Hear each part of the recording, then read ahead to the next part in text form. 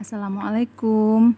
Ketemu lagi dengan saya. Kali ini kita ketemu atau belajar di mata kuliah metode numerik.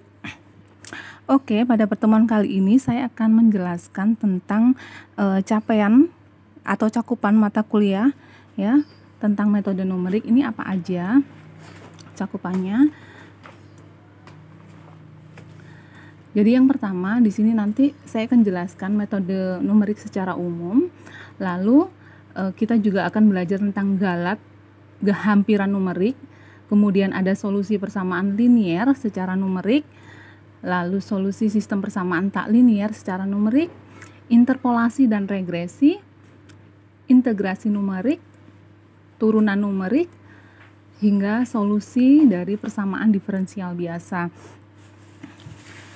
Jadi yang pertama ini apa sih metode numerik itu? Ya. Jadi di sini metode numerik itu pada dasarnya ada hubungannya dengan model matematika. Jadi di mana model matematika ini ya bisa diselesaikan dengan dua cara atau dua metode. Metode yang pertama itu adalah metode analitik. Kemudian yang kedua itu adalah dengan cara metode numerik. Jika suatu model matematika yang rumit, misal dalam bidang fisika, kimia, ekonomi, atau pada persoalan rekayasa, ya seperti terapan pada teknik sipil, teknik mesin, elektro, dan lain sebagainya, terkadang tidak dapat diselesaikan dengan metode analitik yang sudah umum untuk mendapatkan solusi sejatinya. Maka di sini kita gunakan dengan cara metode numerik. Sekarang apa itu metode analitik? Jadi pada dasarnya metode analitik ini adalah penyelesaian model matematika dengan rumus-rumus aljabar yang sudah baku atau lazim. Seperti kalian misalnya biasa lakukan kalau misalnya mencari permasalahan atau penyelesaian dari sistem linier dengan cara misalnya substitusi atau dengan cara eliminasi. Nah, itu adalah disebut dengan metode analitik. Ya, yang selanjutnya adalah tentang metode numerik. Jadi, metode numerik adalah teknik yang memformulasikan persoalan matematik yang dapat dipecahkan dengan operasi hitung biasa atau aritmatika biasa seperti tambah, kurang, kali, dan bagi.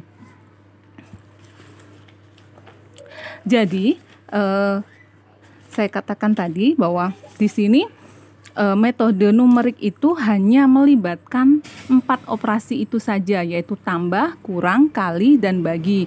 Kalau sebelumnya kalian belajar secara analisis ya tentang mengintegralkan, tentang turunan, tentang memfaktorkan atau distribusi dan seterusnya, kali ini enggak.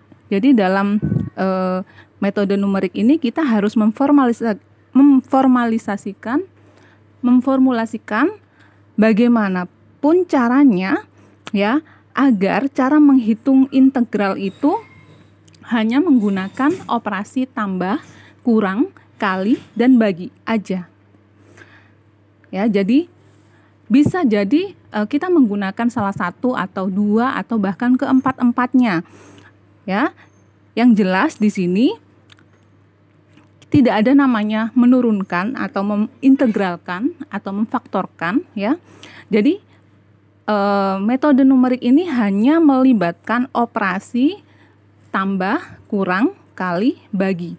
Itu aja. Kenapa? Karena di sini pada metode numerik ini ya lebih digunakan nanti pada pemrograman komputer. Jadi kita bisa mengoperasikan atau di komputer itu operasinya ya yang hanya bisa digunakan adalah operasi tambah, kurang, kali, dan bagi. Itu aja.